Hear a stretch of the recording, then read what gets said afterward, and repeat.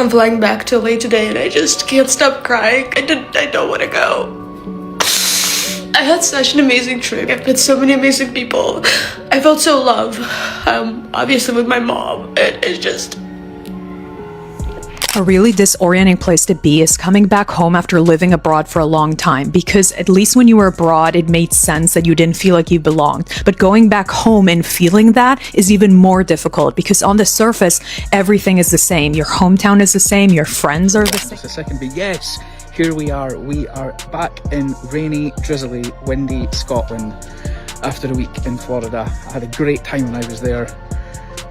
Well, the World Cup's over, or at least it is for England. What a sad day. But I just want to say, America, thank you for producing one of the best World Cups that I can remember. Honestly, you should be so proud. It was the moment they landed back in Europe, the contrast hit them like a slap. They pushed their cart into the familiar supermarket and suddenly froze. No giant American flags waving proudly above the aisles, no bold stars and stripes, no electric feeling of abundance and pride, just sterile shelves and a quiet sense of resignation. Why British people don't understand when we foreigners go back home, it's not an holiday.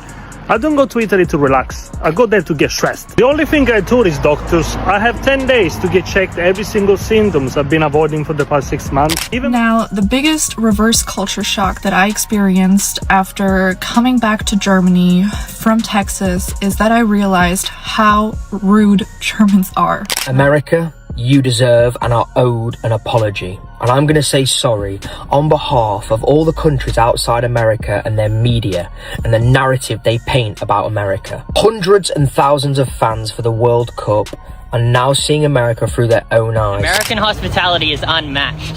I don't know the owner of this boat at all. He just seen my video yesterday and sent me a message saying, I'm heading out tomorrow, do you want to come? I said, sure. He then invited me into his house, is now giving me a private tour.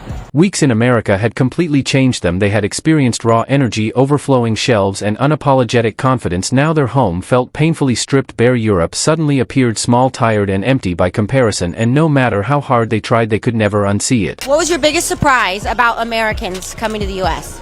They beat us. How nice the people were after the last game in Seattle. The people in Seattle were really cool to us. the cops are pretty chill. The cops are pretty chill. You know why I love the World Cup so much? Is because of all of the videos that have been coming up on my For You page of people across culture sharing with each other, like all of the Koreans in Mexico that have been having so much. One of the reasons all these videos about Europeans and foreigners coming to America and enjoying our culture so much, one of the reasons it's so great is because you have to remember that the media doesn't just lie about America in America. The media lies about America all over the world. The Europeans stepped off the transatlantic flight already sensing that something fundamental had changed inside them. They had spent only a few weeks exploring American cities, highways, and everyday life, yet returning to their quiet European routines felt like suddenly stepping backward in time. Being back in Germany after a trip to the United States, I can truly say the US is the greatest country on planet Earth. You've heard it a lot, and they've been hated for it. And whatever European media you check, Start to finish, you guys have showed hospitality, kindness, and just pure brilliance throughout. And none of us really expected that, I'll be honest. So thank you so much, and hopefully you can host in the future. But you're not the same person anymore.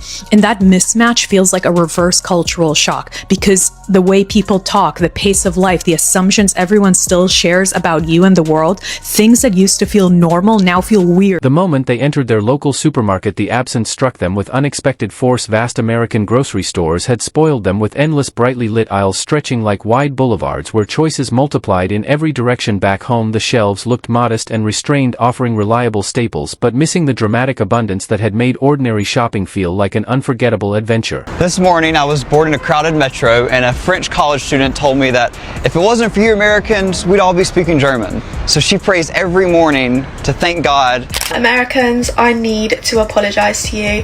Before I came to this country, I believed everything negative I saw in the news. I saw things about how everyone was rude, how everyone tried to rip you off, and how people just genuinely don't get on. Wednesday night, people are just out. It's the same thing, of course, in Italy, where Jen served her mission.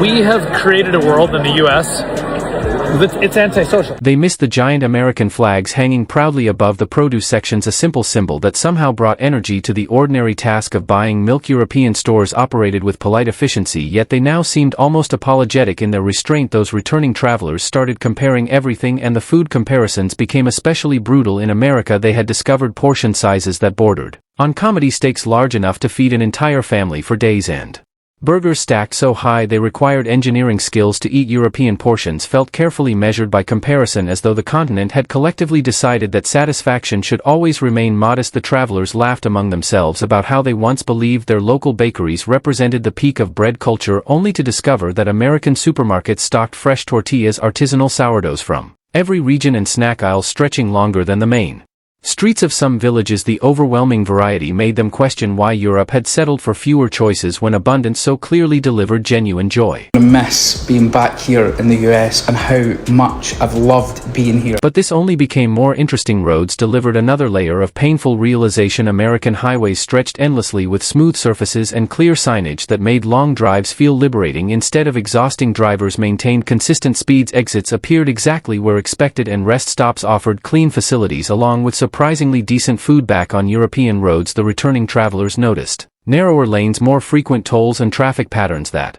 seemed designed to test patience rather than move people efficiently. They missed the open feeling of driving across several states without constantly adjusting to different rules or languages. American roads encouraged exploration, with national parks located within reasonable driving distance and scenic routes that rewarded anyone willing to venture farther. European motorways still served their purpose, but now felt cramped and heavily regulated, as though the entire infrastructure apologized for taking up space. The travelers exchanged knowing glances while trapped in familiar traffic, remembering how American freeways had allowed them to cover hundreds of miles in one satisfying burst of freedom. City buildings and urban layouts only deepened that growing sense of loss. Their own historic stadiums carried charm and tradition, yet they suddenly looked smaller and less prepared for modern expectations. Office towers and shopping centers across American cities often included generous parking, wide walkways, and climate-controlled spaces that placed convenience first. European architecture offered stunning beauty shaped by centuries of history, but the returning travelers now noticed practical limitations, including tiny elevators, limited accessibility, and streets never designed for the demands of contemporary life. They missed the American habit of building big and thinking even bigger, creating spaces that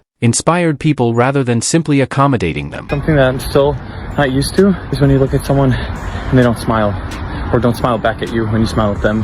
Or even just little, hello, or I know it sounds like little, but it goes such a long way. I don't get why it's not a thing here. Kind of miss my American friendliness, but also people. Oh my God! No way! No way! Oh my gosh! This is awesome! Supermarkets continued haunting their thoughts long after the first shock. The American versions operated like self-contained universes where people could purchase electronics, clothing, groceries, and even firearms in certain locations without ever stepping outside. Pharmacies occupied entire sections, offering more medication choices than many European hospitals stocked. The returning travelers laughed at themselves for once feeling satisfied with compact neighborhood shops that closed early and provided predictable selections. In America, even late-night shopping runs became enjoyable experiences with bright lighting, friendly staff, and checkout lines moving at surprising speed. European cashiers maintained proper decorum but lacked the energetic small talk and genuine enthusiasm displayed by many American workers. Massive screens, advanced sound systems, and concession stands offering every imaginable snack transformed games into full-day events. Europeans returned to their local football matches, appreciating the passion but missing the comfort and enormous scale that made American venues feel like destinations instead of simple arenas. Theme parks, museums, and tourist attractions across the United States often featured interactive elements, generous spacing, and customer service focused entirely on delivering maximum enjoyment. Hey yo, y'all gotta look at the people here in the US experiencing American weather for the first time. Like, it's real comedy. Like, they're surprised by the fact that we close down stuff whenever there's lightning storms, because the lightning really do be that bad. Games getting delayed, pools getting shut down, and they are bewildered. They're also experiencing American heat for the first time. Like, we be sweating most of the year. The funniest thing to me is that this is just regular American stuff. Like, don't let a supercell blow through or a storm with tornadic activity blow through, then they are going to be, let's just say the Trump administration might not need to worry about people wanting to get in America. After the World Cup, they are going to go back to Europe park the car, and instinctively think, I wish I could stay inside for this. Because once you get used to drive through life, you don't forget it. You know you're not in the US anymore, and back in Canada. This is a large wing. This is the ice cream. My mom's done. This is the ice cream here, bro. The returning travelers found themselves daydreaming about road trips connecting several attractions without complicated border crossings or currency exchanges. They missed the straightforward optimism that seemed woven into American planning, where projects aimed for impressive results instead of small gradual improvements. Daily conveniences slowly gathered into a powerful wave of nostalgia. Air conditioning worked reliably throughout entire American buildings during the summer heat, while many European structures still depended on thick walls and good fortune. Customer service across the United States followed the belief that every buyer deserved to leave happy, often providing solutions before complaints could even fully form. European service maintained dignity and correctness, but sometimes seemed distant by comparison. The travelers remembered how American stores offered free bags, generous return policies, and staff members trusted to solve problems immediately. Europeans who once proudly defended their muesli and espresso routines now secretly longed for bottomless coffee refills and hearty portions that fueled entire mornings of activity. Dinner choices in America covered nearly every global cuisine with an authenticity that surprised even experienced travelers. Tex-Mex restaurants delivered flavors that somehow exceeded expectations, while steakhouses treated beef with almost reverent seriousness. The returning travelers missed grocery sections devoted entirely to international foods, fresh seafood counters displaying catches from both coasts, and produce departments where fruits appeared perfect.